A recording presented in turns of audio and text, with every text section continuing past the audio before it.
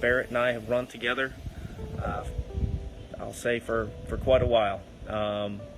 Ironically, our houses backed up, our backyards backed up to each other, and we didn't even know each other. We'd see each other out running. So because of that, I'm actually doing this after finishing my Saturday run. Hence the sweat. Barrett had announced to me that he was going to do his 50th birthday celebration. In order to do so, he was going to do 12 marathons during his 50th year. When I first heard this, I thought he was crazy. Then I thought about it. I knew it was doable, and I definitely knew that it was doable for Barrett. And I say that because I've run 6 Bostons with him, helped each other across the finish line one year, him to the med tent, and we've run multiple miles. He encouraged me.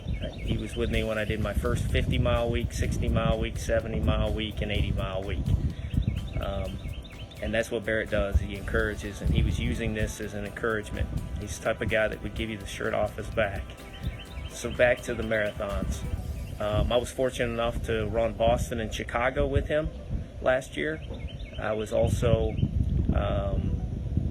able to see him at Grandma's and take a few pictures and be a cheerleader for him and the group that went, including my wife. Barrett has a job similar to mine, so I understand the stress and the level of commitment it takes to be able to continue to run. We travel every week. We're in different hotels in different cities. Very much hard to create a routine. Barrett finds a way to run. He gets it done. He had done 3,000 miles a year before, which encouraged me to do 3,000 miles last year. He is, as he went through this journey, he went through travel issues. He got stuck in New York or Philly once. He had a blood clot along the way. I remember him calling me one night, and I encouraged him to go to the hospital, and they immediately put him on blood thinners. This wasn't an easy journey, and what's even more impressive is along this journey was that he did this with a lot of adversity along the way, and not only that, he did it with extremely difficult times to make. Chicago, for example, he and I started together. Unfortunately, we didn't finish together. But the next week, he went and took 20 minutes off his time, and I believe ran a 2:51. And a 2:51, your 11th marathon in 10 months, is amazing. Very few people can do that. And Barrett's done this over a tremendous amount of years. He was in the Olympic trials. He's worked his way, and at 50 plus years old, he's still competing at an elite level. So that said, my hat's off to Barrett. Respect him. Love him as a brother, and he is an amazing athlete, and I know he'll do something even more impressive when he turns 75. Just the impressiveness of going out there running sub-3 marathons.